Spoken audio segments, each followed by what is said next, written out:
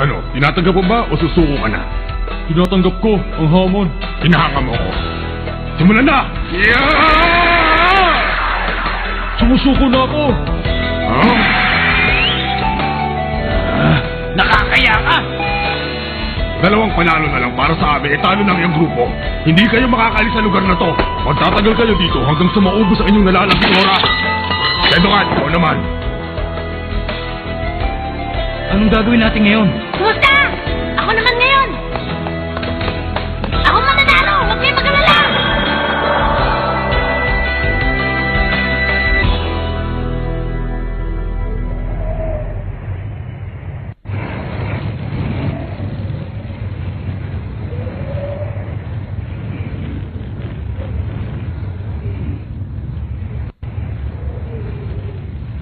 Kaya mo ba yan, Gon? Oo!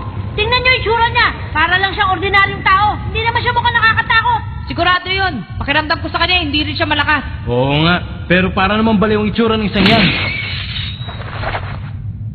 Sinira ng lalaking yun ang maganda kong plano. Ang bala ko sana'y pulbusin siya at tubusin ang kanilang oras. Pero mas duwag pa siya sa iniisip ko at hindi naman ako pwedeng humingi ng oras. Hindi problema yon. Dahil doon ay 2 panalo na lamang ang kailangan natin. At mababawasan ang 72 taon ng ating sentensya. Hindi ka pa ba natutuwa? Kapatawaran para sa ating lahat. Hindi ko ikinagagalak na matanggap ito. Madali na yan. Puro bata ang inyong makakalaban. Ano? Matagal ang bilanggo ang mga taong yan? Oo, sila na yata ang pinakamapanganib na kriminal dahil ang sentensya sa kanila ay higit pa sa 100 taon.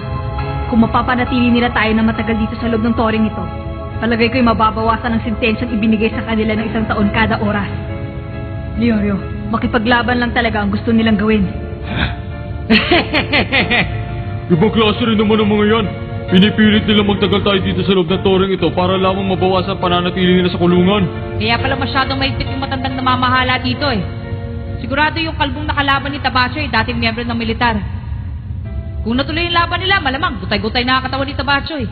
Buti na lamang duwag siya. Siguradong pahirapan muna siya niyan bago siya tapusin. Dahil masasayang lang ang kanilang oras. Sigurado yun. Alam ko yun. Kaya nga sumuko na ako kagad sa laban eh. Anong problema? Bakit parang namumutla ka? Kakaiba ito. Hmm? Sigurado akong malapit din na kriminal ang taong yan. Pero wala akong naamoy na dugo sa kanya. Hmm? Wala kang karahasan pero may kakaiba sa simoy na hangin. Kahit gaano kalapit ang mga kriminal na ito, ay madali pa rin silang kausapin. Teka, paanong laban bang gagawin natin? Hindi ba't ang sabi nila sa atin ay pwede kahit anong uri ng laban? Oo. Kung gusto mo, ako na lang mag-iisip kung anong klaseng laban. Sige! Nakikita mo naman siguro, wala akong may pagmamalaki pagdating sa pisikal na lakas. Hindi rin ako mahilig sa simpleng labanan. Sayang, gusto ko pa naman yun. Mahina kasi ako kapag isip ang gagamitin eh. Tsaka gusto ko rin yung simple lang. Meron ka bang alam? Kung ganun, palagay kayo magugustuhan mo ang larong iaalo ko. Ha? Ha? Hindi to dinamita, bata. Kandila lang ang hawak ko. Walang pinag-ibang 2 kandilang to. Ang sinawang maunang mamatayan ng apoy, siya'y talo. Sige, hindi mahirap. Pahig ako sa larong yan. Ayos. Paano, bata? Ha? Pumili ka kung alin sa 2 kandila ang gusto mo. Kung gusto mo itong mahaba, pindutin mo yung bilog. Kung ito naman maiksi, pindutin mo ang X. Kailangan nyo magbotohan. Ha? Kalokohan yan! Kung hindi mo gagamitin ang isip mo, ang pipiliin mo yung mahabang kandila. Hindi ako maaaring magkamali. Sigurado may patibong yung mahabang kandila. Normal lang na mag-isip ka ng ganyan, Leorio. Kapag isipin mong mabuti, maaring dun sa maiksing kandila nakalagay ang patibong. Pero kung iisipin na lang natin yan. Tama, maubos ang oras. Isang magulong pagpili sa 2 kandila. Magulong pagpili sa 2? Kapag pinarasa mong pumili ang isang tao sa 2 bagay na alam niyang may pagkakaiba, malilito ang taong yun kaya may hirapan siyang gumawa ng desisyon. Sakaling magkamali siya sa pagpili, magiging malaking problema yun sa kanyang isipan. Kaya mas maganda kung pareho ang kondisyon ng 2 kandilang pagpipilian. Ha? Hawak mo ang oras para magdesisyon. Huwag ka mag-alala, bata, dahil marami tayong reserva nun.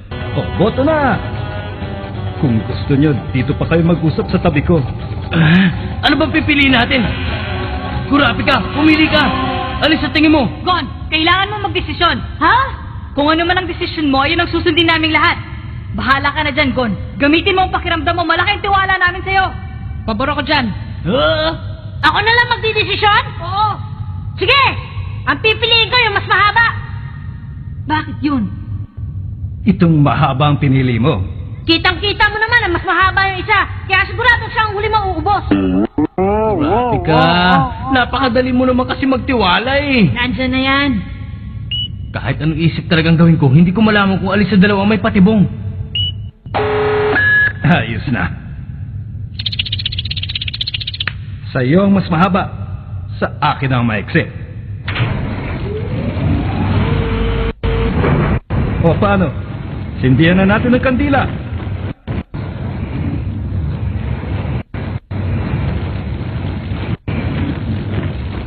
Nagsimula na ang ating laro.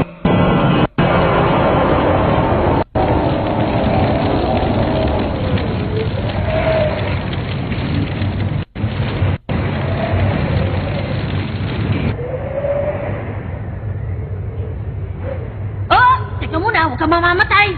Masyadong malakas ang hangin na nanggagaling sa baba.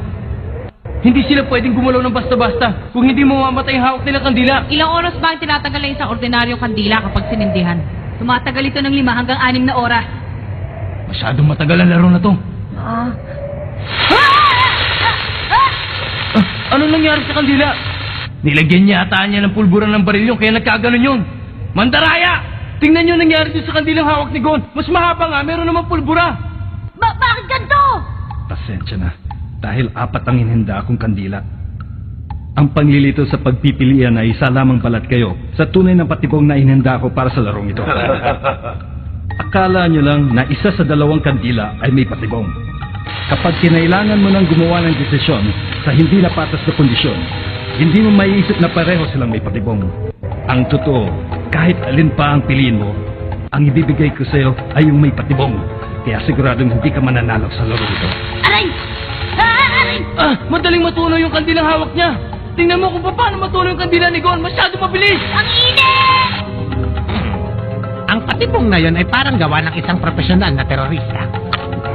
Aray! Ang init!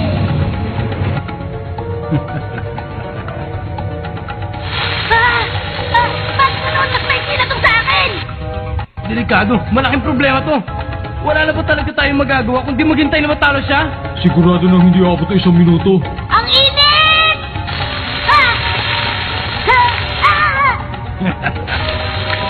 Ang init! Maubos ang kandila ko!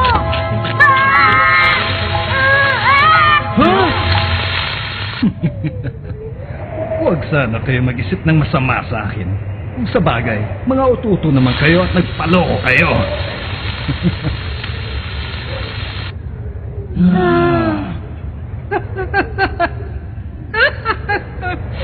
Masyado namang malakas ang apoy ng aking kandila!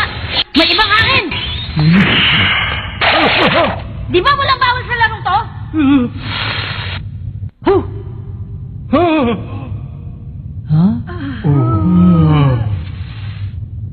Sorry! Oh, medyo mautak ang batang to. Ayos! Sa wakas ay meron na rin tayong panalo. Ang galing mo talaga, Gon! Sa susunod na 2 laban ay sigurado mananalo na kami ni Kurapika. Tama ba ako? Nakalimutan mo yata nandito ako, Leorio eh. Walang kwenta. Tama ka. Napakaraming parang para manalo. Yun pa ang naisip mong gamitin. Bueno, ako naman ngayon. Sige, ipaubayan niyo sa akin ito.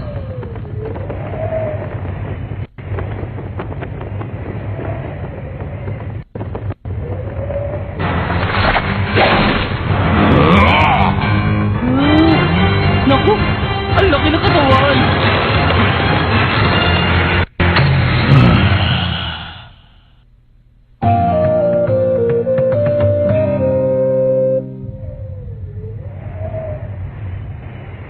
Labing-siyam ang bilang ng mga taong tinapos ko.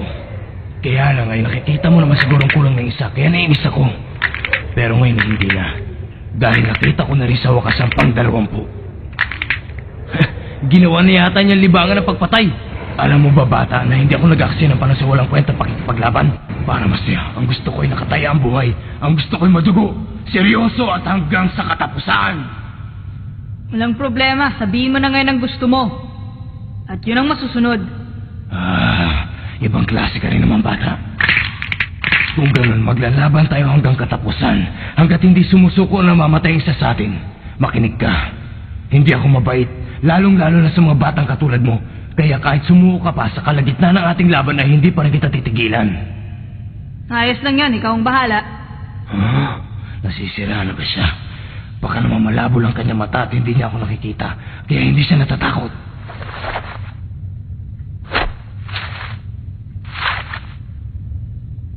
Ano, simulan na natin? Sige, kung yan ang gusto mo. Para sa mga taong mayabang na katulad niya ay mayroon ako espesyal na sikreto. Sa aking kanang kamay at likod. Naku, hindi kaya delikado lagi ni Kurapika. Nakakatakot naman ang taong yan. Ano sa palagay mo kinuha? Ewan, di ako mapalagay. Mayabang, kunwari kaya-kaya niya. Pero kapag sinumpong ng kabaliwan niyang isang yan, nasisiguro kong magiging malagim ang araw na to para sa iyo, bata. At yun ang pinakahihintay ko. Makinig ka, Kurapika. Huwag ka na magpatayo-tayo dyan. Mas maganda kung unahan mo na siya sa pag-atake. Handa ka. Papakita ko siya kung gano'ng kalupit. Napakatigas ng kamay niya.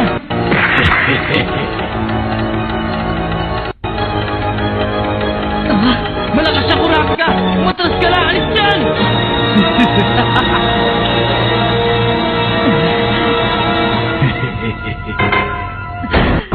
Katabang may 12 paa. Yun ay... Ha? Ano ba yun, Yoryo? Yan ay katibayan na siya ay miyembro ng Giniriodan. Ha? Hindi ba't yun ang grupong umubos sa tribong pinagmula ni Kurapika? Tama ka. Ang kilabot ng grupong matagal nang hinahanap ni Kurapika para mapaghigantihan ang Giniriodan. Hindi ko akala may makakaharap tayo rito. Iba talaga kapag gawa sa bakal ang kamay mo. Kahit gaano katigas ng patoy, kaya mong durugin. At ang tatak ng Giniriodan, kapag nakita nito ang kalaban ay siguradong pinanghihinaan na siya na loob. Ano ang iyong problema? Bakit hindi ka na makagalaw? Isa ako sa 4 na pinakamalakas sa grupo namin. Ang tawag ng mga tao sa akin ay Majitani, taga-durog. Ang unang ataking ipinakita ko sa'yo ay pampainit lamang para hindi ka naman mainip. Pero ang susunod doon ay sinisigurado ko sa'yo na pagsisisihan mo na, bata. Pwera na lang kung susuko ka. Baka pag-isipan ko pa. Ha?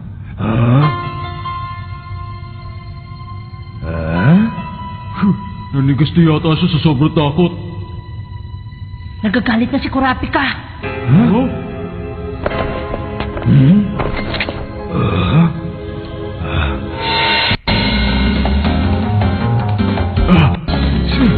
Sandali! Sandali! Tumigil ka! Huwag ka lalapit sa akin! Sino ka ba talaga, bata ka? Tumigil ka! Sumuko ka lang! Hindi na natin itutuloy! Aray! Ang sakit!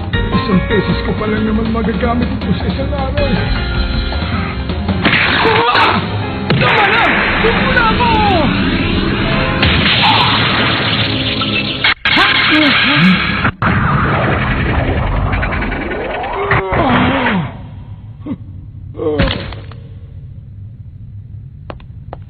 May 3 bagay akong sasabihin sa'yo. Una sa lahat, ang katunayan kung ikaw nga ay miyembro ng Giniriodan, mayroon dapat nakaukwit na numero sa likod ng gagamba. Pangalawa, wala silang pakialam kung ilan na ang bilang ng mga kawawang taong tinapos nila. 3, huwag mong gagamitin ang pangalan ng Giniriodan. Baka yan pa ang maging dahilan ng iyong katapusan.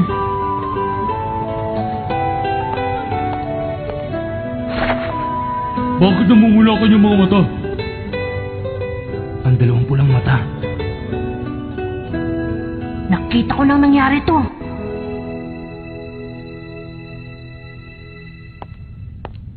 Ayos lang ba? Oo, hindi naman ako nasaktan. Hindi yun. Kung ayos lang na lumapit pa ako sa'yo. Sa unang tingin pa lang, ay alam ko na. Siguradong hindi ako mahihirapan sa pakikipaglaban sa kanya. Tama ba naman yun? Kapag tiningnan ko pa lang yung mukha niya, natatakot na ako. Hindi ba, Gon? Hindi naman. Hindi nga ako nanginig nung nakita kong mukha niya eh. Pagtanggal pala ng baluti, halatang halata na eh. Nadadaragin lang niya yung kanyang kalaban. Di na talaga kaya kumitil ng buhay. Huh? Alam ko rin na peke ang kanyang tato. Pero sa tuwing makakita ako ng gagabay, hindi ko maiwasan magdilim ang paningin ko. Sasabihin ko na sa inyong totoo. Kahit ordinaryong gagamba pa ang makita ko, hindi ko maintindihan, biglang nagbabago ang ugali ko. Isa lang ang ibig sabihin nun, hindi pa rin nawawala ang aking galit sa mga taong tumapos sa aking mga kasamahan. Kaya nagpapasalamat pa rin ako. Dapat hindi tayo magpakita ng gagamba kay Kurapika. Talaga? Walang silbi. Dapat hindi na natin siya sinama. Wala talaga akong inaasahan sa kanya kahit konti. Dahil ang alam lamang niyang gawin ay manakot gamit ang mukha niyang pumapalpak sa pagpapaayos. Hindi ko alam na uso na pala ngayon ng gulatan. Kawawa naman siya dahil hindi nagpagulat yung batang nakalaban niya. Ayos! Ako na tatapos sa laro. Kayo, alisin nyo na yung walang kwentang yan at papuntayin nyo na yung kasunod. Hindi maaari. Ha? Dahil hindi pa natatapos ang laban nila. Anong ibig mo sabihin? Dahil ang kasama namin ay nawalan lang ng malay. Ang laban nila ay hanggang katapusan. Ang kasunduan nila ay kailangan sumuko ang isa o hanggang sa ito'y malagutan ng hininga. Alam niyong buhay pa siya at hindi pa rin sumusuko. Mga mandurugas talaga. Paano Kurapika? Puntahan mo na yung walang kwentang yun at tapusin mo ng laban mo. Tama na yun. Ha? Dahil tapos na ang aming laban. Pero Kurapika, Sa oras na makita kong siraan ang loob ng aking kalaban, para sa akin ay tapos na ang aming laban. Dahil ayoko namang abusuhin ng kahinaan ng isang talunan. ano nang gagawin mo ngayon? Bahala na siya. Kapag bumalik na ang kanyang lakas, malalaman natin ang kasagutan. Sa ngayon ay ayaw ko munang gumawa ng aksyon. Ha? Kung gusto mo, ako na ang gagawa para sa'yo. Alam ko, hindi ka pa nakakakitil ng buhay. Natatakot ka ba? Hindi ko inisip na karuwagan o katapangan ng pagkitil ng buhay. Ang larong ito ay sa pagitan naming dalawa. Kaya huwag mo akong pakialaman. Naintindihan ko. Hindi ko akalaing makasarili ka pala. Tama si Kilua. Alam mo naman yun, hindi ba? Na meron kang kagrupo at kailangan mo maintindihan yun. Pasensya na. Hindi mo mababago ang aking desisyon. Sige! Pagbubutuhan na lang natin to. Pindutin niyo ang bilog kung gusto niyo matapos ang laro at X kung hindi. Ngayon na! Nako? Bakit wala lumalabas sa monitor? Siguro ay dahil tayo lang ang may gusto nito. Kung ganon, pagbutuhan na lang natin to sa pagtaas ng kamay. Kung gusto niyo patapusin ni Kurapika ang larong ito. Hi! Pati kayo? Anong ibig sabihin nito? Wala talaga mangyayari. Sabi niya hindi niya mababago ang kanyang desisyon. Makinig ka nga sa akin. Gusto niya maging hunter dahil gusto niya makipagaganti. Pagkatapos ay sasayangin niyang isang magandang pagkakataon para makapasa sa exam na ito. Kaya kong gumawa ng paraan, pero hindi ko kayang dibdibin ang gusto mo. Napakasimple ang gagawin mo. Uulitin mo lang yung ginawa mo kanina. Imposible yun, Lorio. Ano? Dahil ang galit na nararamdaman ni Kurapika ay hindi para sa tao yun, kundi para sa Ginay Ryodan. At hindi siya talaga miyembro ng grupong yun. Alam ko naman yun eh. Hindi ko rin gagawin ang ayaw ko kahit na mag-away pa tayo. Teka, para nakuha mo sa akin yan ah. Hehehe, galit na galit ka pa dyan. Pareho lang pala kayong dalawa. Hindi tama mamilit ka ng tao. Ha? Ang lahat ng tao ay may kanya-kanyang paniniwala at layunin sa buhay. Tumigil ka! Huwag ka sasabat sa usapan namin!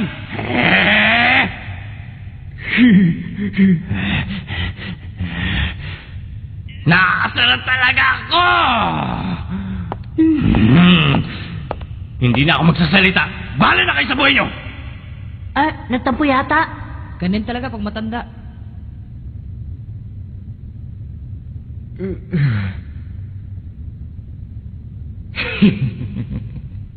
Mga hangal, hindi nyo alam na utakan na nila kayo.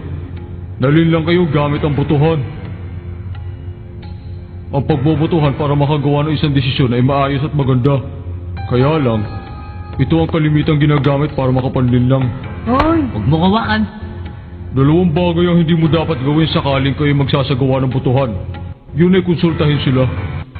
At ang isa ay magtaas ng kamay dahil sigurado mabubulgar ang lahat ng iyong gagawin. At ang mararamdaman ng taong matatalo sa botohan ay walang kakampi, puro reklamo at galit. Maaring umabot sa pagtatalo at kawalan ng tiwala sa mga kasamahan.